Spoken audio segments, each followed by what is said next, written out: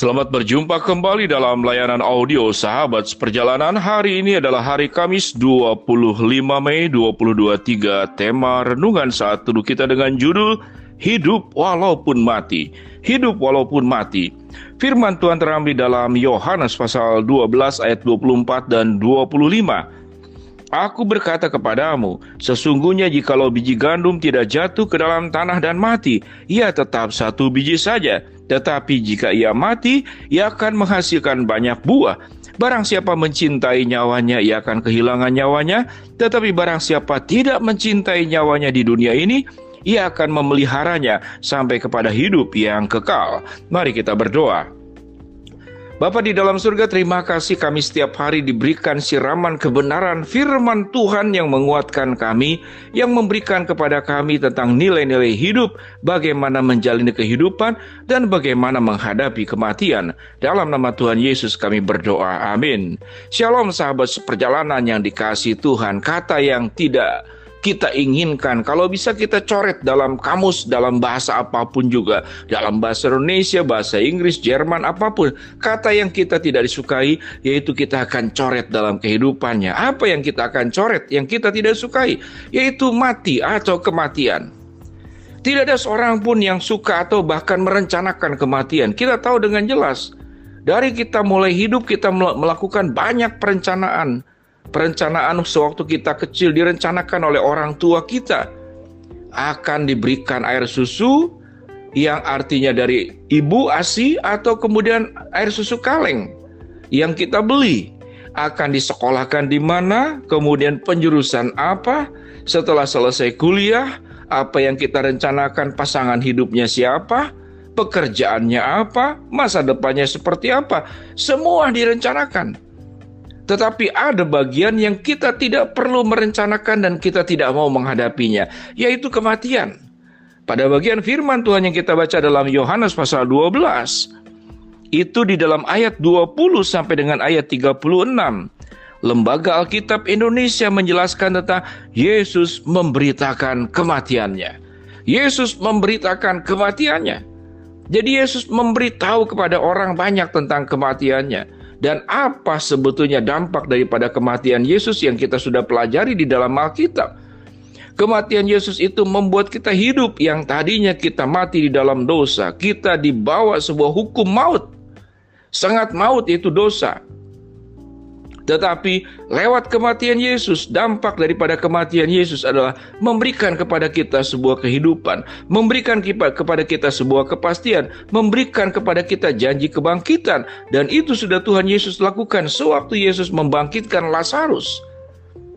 Itu yang disebut dan bagaimana menyikapi kematian dan setiap orang untuk menghindarinya. Namun sesungguhnya kematian itu harus ada di dalam perencanaan. Sekalipun kita tidak tahu kapan kita meninggal, namun harus direncanakan. Bukan direncanakan tanggalnya, tapi direncanakan bagaimana sewaktu kita menghadapi kematian, kita itu sudah mempersiapkan seluruh pertanggungjawaban hidup itu dengan baik. Yesus mengilustrasikan dirinya dan itu harus kita teladani dan ikuti dalam kehidupan kita. Apa yang firman Tuhan katakan? Aku berkata kepadamu, sesungguhnya jikalau biji gandum tidak jatuh ke dalam tanah dan mati, ia tetap satu biji saja. Tetapi jika ia mati, ia akan menghasilkan banyak buah. Diilustrasikan dengan biji. Mengapa kita bisa makan buah-buahan yang sedemikian banyak dan tidak pernah habis-habis? Karena ada biji. Bijinya itulah yang ditanam kemudian menghasilkan tumbuhan baru, pohon baru. Dari satu biji menghasilkan ratusan, mungkin ribuan berbagai macam buah yang kita makan setiap hari. Itu dari biji. Jadi biji itu adalah sebuah kehidupan yang tidak pernah mati. Setelah mati dia menghasilkan buah. Di setiap buah ada biji. Biji ditanam menghasilkan lagi pohon. Pohon bertumbuh menghasilkan lagi. Apa pelajaran daripada yang kita ambil daripada tentang pohon ini? Bahwa kalaupun satu hari kita mati, kalaupun satu hari kematian itu menjemput kita, kita harus memastikan bahwa setelah kematian kita, itu kita menghasilkan banyak berkat dan memberikan faedah kepada orang banyak, kepada keluarga dan kepada dunia ini. Itulah yang disebut dengan hidup yang kita tetap hidup sekalipun kita mati. Apa yang hidup? Kitanya memang akan mengalami proses kematian. Tapi kematian kita itu menginspirasi hidup orang lain. Kematian itu meninggalkan keteladanan. Apa yang hidup di dalam diri orang yang melihat kehidupan kita? Kita menjadi orang yang tabah menghadapi penderitaan, maka itulah buah yang akan dihasilkan. Dan orang akan belajar tentang ketabahan dari kita setelah kita meninggal. Kita terkenal sebagai orang yang setia. Setelah kita meninggal, orang belajar tentang kesetiaan dari kehidupan kita.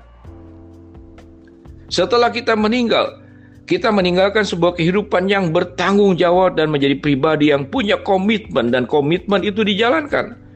Maka komitmen yang kita tinggalkan, contoh kehidupan yang kita tinggalkan, itu akan tetap hidup dan diingat oleh orang.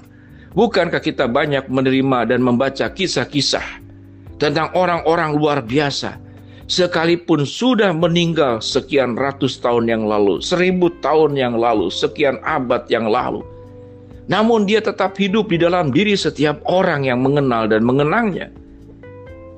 Itu yang dilakukan oleh Tuhan Yesus. Buku yang terbanyak dicetak di seluruh dunia adalah Alkitab. Buku yang mengubahkan banyak orang, yaitu kitab, yaitu firman Allah, yang membuat orang kemudian dari hidup rusak diperbaharui. Orang yang hidup di dalam keberdosaan mengalami pertobatan, yaitu Alkitab, yaitu firman Tuhan. Maka hidup kita pun harus menjadi kitab yang terus dibaca oleh orang lain. Sehingga apa yang kita perlu takutkan, yang kita perlu takutkan bukanlah kematian. Yang harus kita takutkan adalah sewaktu kita setelah meninggal, setelah kita mati, tidak ada contoh-contoh kehidupan yang membekas di dalam diri orang lain. Bahkan yang kita tinggalkan bukan lagi buah yang matang, buah yang memberkati, tetapi buah yang busuk. Makanan yang sudah membusuk, penuh dengan bakteri, penuh dengan kuman, dan kuman bakteri itu akan membawa penyakit kepada orang banyak jikalau kita memakannya. Sehingga kalau sewaktu kita membeli makanan selalu ada tulisan kadaluarsa tanggal berapa. Karena kalau waktu kita memakan melebihi tanggal yang ditentukan, maka di sanalah bakteri pembusukan terjadi. Dan kalau kita makan itu menjadi racun, dan itu membahayakan kesehatan dan tubuh kita. Sahabat seperjalanan, jadilah kita menjadi pribadi yang tetap hidup sekalipun kita mengalami kematian. Berjuanglah, tidak hanya berjuang untuk kaya, berjuang hanya untuk sukses, berjuang untuk terkenal, berjuang untuk menjadi seorang sultan dalam hidup ini.